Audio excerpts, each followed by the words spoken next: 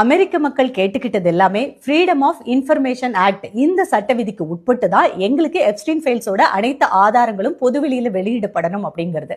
நிறைய அமெரிக்கன் சேனல்ஸை பார்க்கும்போது பல பெண்களும் அதுல இன்டர்வியூஸ் கொடுத்துருக்காங்க. அதுல ஒரு பொண்ணு சொல்றாங்க, நான் டொனால்ட் ட்ரம்போட சவுத் ஆப்பிரிக்கன் டூர் போகும்போது கூட பயணப்பட்டேன்.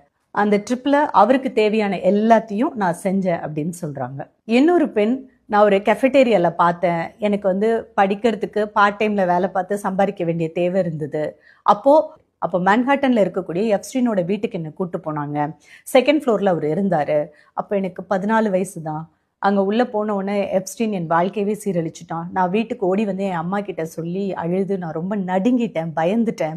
அதாவது அவங்க முதல் முறை எப்ஸ்டீனை பார்க்கும்போது அவங்க ஒரு விக்டிமா என்ன ஃபீல் பண்ணாங்கன்னா, ஒன்று ஃபைட் பண்ணணும், இல்லை ரன் பண்ணணும், இல்லை ஃப்ரீஸ் ஆகணும். பட் அந்த 14 வயசுல நான் ஃப்ரீஸ் ஆயிட்டேன்.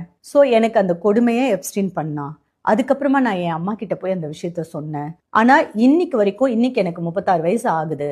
ஆனா இன்னைக்கு வரைக்கும் அந்த ட்ராமால இருந்து என்னால வெளியே வர முடியல அப்படின்னு சொல்லி அழுதுட்டே அந்த இன்டர்வியூல பேசியிருக்காங்க.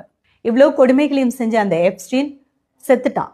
ஆனா இதெல்லாம் ஏன் பண்ணா, எதுக்கு பண்ணா, இதுக்கு பின்னாடி இருக்கக்கூடிய மிகப்பெரிய அரசியல் என்ன அப்படிங்கிற விஷயம் இன்னும் முழுசா வெளிவரல.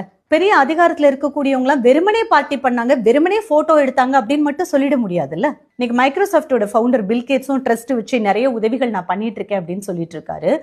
எப்ஸ்டீனும் ஹார்வர்ட் யூனிவர்சிட்டிக்கே $7 மில்லியன் டொனேஷன் கொடுத்துருக்கான். ட்ரஸ்ட்ங்கிற பேர்ல நிறைய ஹெல்ப்பும் பண்ணியிருக்கான். அப்ப ட்ரஸ்ட் வச்சு ஹெல்ப் பண்ணா